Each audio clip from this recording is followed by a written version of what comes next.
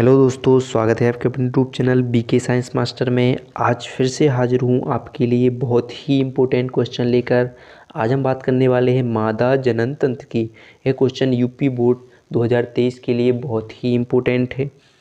यह आपके पेपर में 4 या 6 अंक का पूछा जाएगा, तो आप इसे अच्छे से तैयार कर जाइएगा। आपने अगर इस वीडियो को पूरा देख लिया तो यह क्वेश्चन बहुत ही आसान तरीके से आपके दिमाग में छपने वाला है और आप पेपर में लिख कर आओगे और पूरे के पूरे नंबर आपको मिलेंगे। तो चलिए देख लेते हैं, लेकिन हमारे चैनल को सब्सक्राइब करना बिल्कुल भी ना भूलिएगा। वीडियो पसंद आए तो वीडियो को लाइक भी करना ना भूलिएगा। आपके लिए सबसे पहले चित्र बनाना आना चाहिए, जो कि यहाँ पर बना है, और आप इसे नोट कर सकते हो, बना सकते हो, आप स्क्रीनशॉट भी ले सकते हो।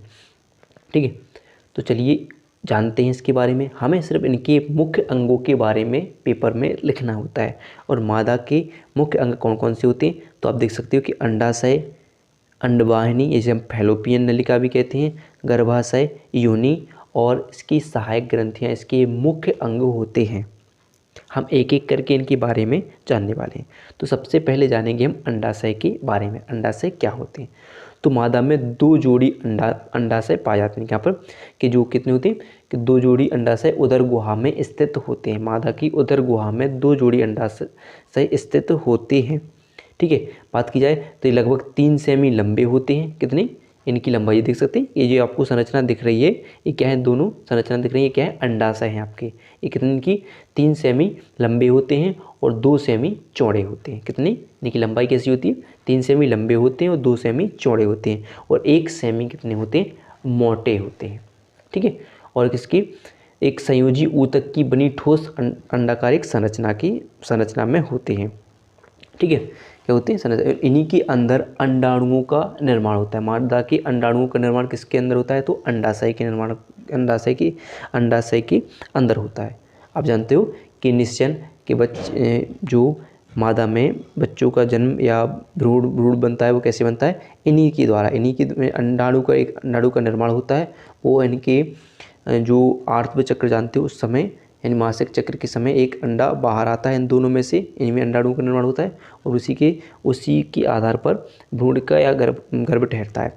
तो जो अंडाणु का निर्माण कहाँ होता है? तो अंडाशय में होता है। और ये कैसे होते हैं कि जी उदर गुहा में स्थित होते हैं और इनके 3 सेमी लंबे होते हैं, 2 सेमी चौड़े और 1 सेमी मोटे होते हैं।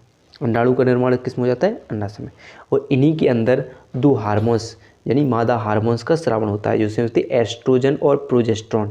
2 हार्मोन्स का स्रावण होता है। यानी देख सकते हैं, अगर हम लिखना होगा कैसे लिखेंगे, यहाँ पर आप देख सकते हैं संरचना लिखी हुई कि अंडाशय क्या होता है? एक जोड़ी अंडाशय उदर गुहा में स्थित होते हैं। कहाँ होते हैं? एक जोड़ी अंडाशय उदर गुहा में। दिख रहे हैं कि दोनों के अंडाशय, एक जोड़ी अंडाशय उदर गुहा में स्थित होती है। अंडाशय संयोजी ऊतक से बनी ठोस अंडाकार संरचना है। कैसी होती? संयोजी ऊतक से बनी एक ठोस अंडाकार संरचना होती है, जो कैसे लगभग 3 सेमी लंबे, 2 सेमी चौड़ा और 1 सेमी मोटा होता है। अंडाशय में ग्राफियन पुटिका छोटे छोटे दानों की संरचना के रूप में होती है। क्या होती है? इसमें जो ग्राफियन पुटिका होती है कैसी?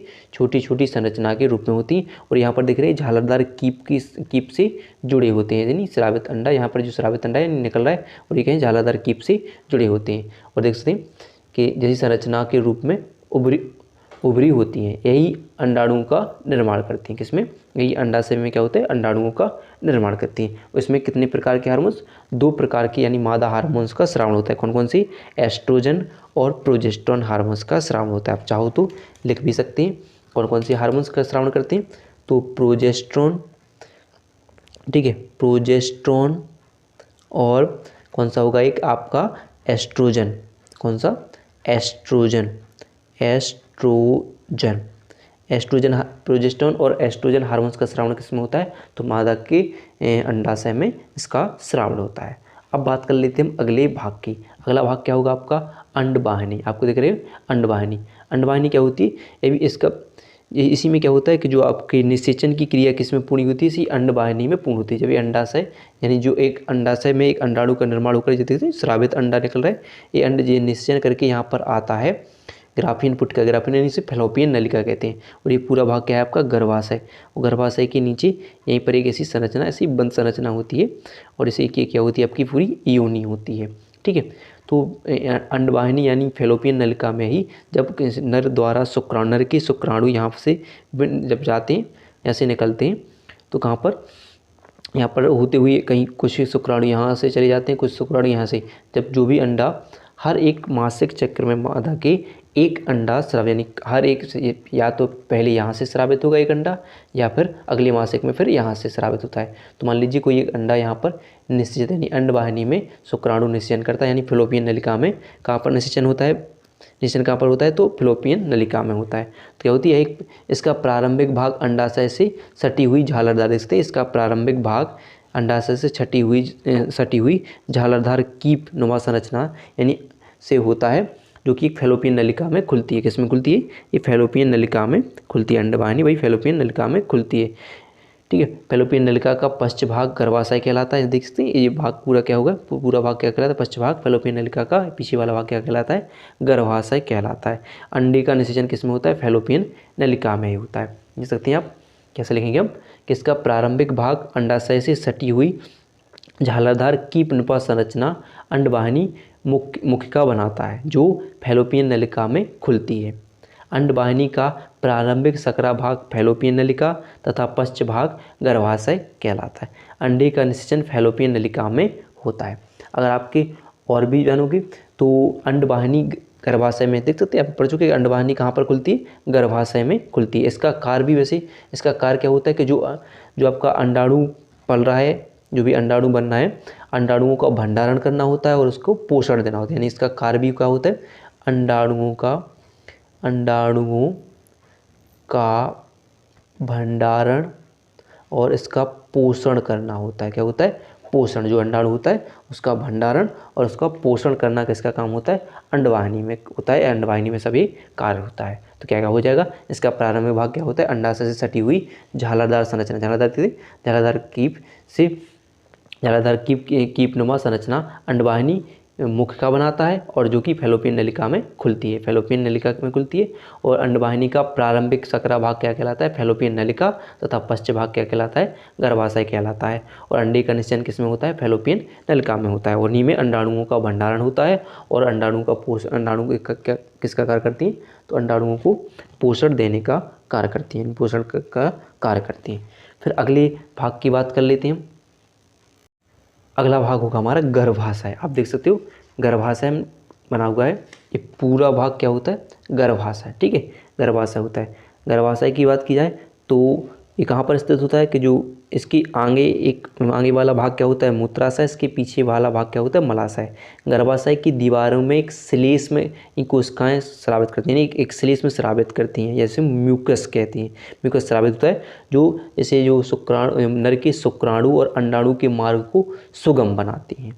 ठीक है, अगर इसके बारे में और तो देखिए कि दोनों अंडवाहिनी मिलकर पेशीय थैलीनुमा एवं उल्टी नाशपाती के आकार की संरचना गर्भाशय में खुलती है। देखिए कि दोनों अंडवाहिनी मिलकर, देखिए अंडवाहिनी मिलकर ये पूरी क्या कह लेती है आपकी अंडवाहिनी मिलकर कहाँ पर एक थैली जैसी नाशपाती गर्भाशय में खुलती है। ये देखिए कि नाशपाती के आकार की संरचना गर्भाशय में खुलती है। इसका सामान्य आकार है, गर्भाशय का आकार कितना होता है, 8 सेमी लंबा और 5 सेमी चौड़ा होता है तथा 2 सेमी मोटा होता है। गर्भाशय की बात की जाए तो कैसे 8 सेमी लंबा होता है, 5 सेमी चौड़ा होता है तथा 2 सेमी मोटा होता है। गर्भाशय अत्यधिक फैल सकता है। गर्भाशय क्या होता है, अत्यधिक फैल सकता है। और गर्भावस्था में भ्रूण का रोपण गर्भाशय में होता है। गर्भावस्था में जो भ्रूण बनता है उसमें उसका रोपण कहाँ होता है, जो गर्भाशय में ही होता है। गर्भावस्था में भ्रूण का रोपण कहाँ पर होता है, गर्भाशय में होता है। ठीक है, ये बात हो जाती है। और आप लिख सकते हो कि कहाँ पर स्थित होता है, तो क्या है, इसके सामने वाला भाग क्या होता है, मूत्राशय होता है, इसके पीछे वाला भाग क्या होता है, मलाशय होता है। ठीक है, और गर्भाशय की दीवारें एक श्लेष में स्रावित करती है, जिसे हम म्यूकस कहते हैं। और इससे शुक्राणु और अंडाणु, जो शुक्राणु या जो अंडाणु वहाँ से निकल रहा है उसका मार्ग क्या होता है, सुगम, आराम से जा सकता है। ठीक है, अगली बात कर लेते हैं हम योनि। क्या होगा, अगला भाग क्या होगा हमारा, योनि। ये लगभग 8 सेमी लंबा नलिका रूपी संरचना होती है, जो मूत्राशय तथा योनि मादा जनन छिद्र द्वारा शरीर के बाहर खुलती है। शरीर के बाहर खुलती है, जो मूत्राशय जो योनि मादा जनन छिद्र द्वारा शरीर के बाहर खुलती है। मादा जनन छिद्र भाग की बाह्य सतह पर एक पेशीय संरचना क्लाइटोरिस कहलाती है। ठीक है, यानी बात कीजिए जो यहाँ वाला, यहाँ क्या है, यहाँ से पूरे वाला, यहाँ से ऊपर वाला भाग सब क्या है, गर्भाशय है। और यहाँ से एक संरचना होती है, यहाँ से बंद होता है। और यहाँ पर क्या होती है कि जो क्या होती है, योनि होती है। योनि की दीवार में एक अपने लैक्टोबैसिलस नामक जीवाणु होता है। क्या होता है, एक लैक्टोबैसिलस। कौन सा जीवाणु, लैक्टोबैसिलस।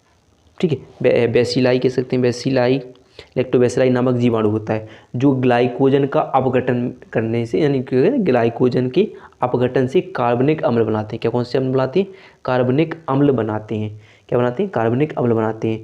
जो योनि की दोनों तरफ बार्थोलिन ग्रंथियाँ होती हैं, जो योनि की दोनों तरफ क्या होती हैं, बार्थोलिन ग्रंथियाँ होती हैं। कौन सी, बार्थोलिन ग्रंथियाँ होती हैं। इनसे एक द्रव स्रावित होता है जो शुक्राणु को गर्भाशय में आने से मतलब आगे बढ़ाता है, जो शुक्राणु को गर्भाशय में आगे बढ़ाता है। ठीक है, यह लगभग कितनी 8 सेमी लंबी नलिका रूपी एक संरचना होती है और मूत्राशय तथा योनि मादा जनन छिद्र के शरीर के बाहर खुलती है। कहाँ पर खुलती है, बाहर खुलती है। और मादा जनन छिद्र भाग की बाह्य सतह पर एक पेशीय संरचना क्लाइटोरिस होती है। और ऊपरी बात पर लें, और में पढ़ चुके हैं कि योनि की दीवारों में एक कौन सा, लैक्टोबैसिलाई नामक जीवाणु होते हैं जो ग्लाइकोजन का अपघटन करते हैं, जो किससे, कार्बनिक अम्ल का निर्माण होता है या बनते हैं। और योनि की दोनों तरफ दीवार में, योनि की दोनों तरफ जो दीवार होती है या एरिया होता है, वहाँ पर किस पे, बार्थोलिन ग्रंथियाँ पाई जाती हैं। इनके द्वारा क्या होता है कि जो शुक्राणु आते हैं, शुक्राणु के आराम से गर्भाशय के अंदर प्रवेश कर सकते हैं। ठीक है, गर्भाशय में आगे की ओर बढ़ाता है। अब बात कर लेते हैं आपकी सहायक ग्रंथियों की। कौन सी है, सहायक ग्रंथियाँ। आपकी सहायक ग्रंथियाँ कौन सी होंगी, बार्थोलिन ग्रंथियाँ और पेरिनियल ग्रंथियाँ। तो बार्थोलिन ग्रंथियाँ होती हैं, ये योनि के पार्श्व में स्थित होती हैं और इनसे स्रावित तरल योनि के को क्षारीय और चिकना बनाता है। हम पढ़ चुके हैं कि चिकना बनाता है, जिससे शुक्राणु आराम से निकल जाते हैं। ठीक है, तो बार्थोलिन ग्रंथियाँ क्या होती हैं, ये योनि के पार्श्व में स्थित होती हैं और इनसे स्रावित तरल योनि को क्षारीय तथा चिकना बनाता है। अगला देखिए, पेरिनियल ग्रंथियाँ। इनसे विशिष्ट गंध तरल स्रावित होता है जो एक लैंगिक आकर्षण उत्पन्न करता है। यानी जो लैंगिक संपर्क के समय नर व मादा में एक संबंध बनाने के लिए क्या, एक आकर्षण तरल पदार्थ स्रावित करता है, जिससे वो संबंध बनाने के लिए आकर्षित होते हैं। ठीक है, इस प्रकार आप जो है मादा जनन तंत्र को आराम से लिख सकते हो। ठीक है, तो ये हो जाएंगे आपके भाग हो जाएंगे।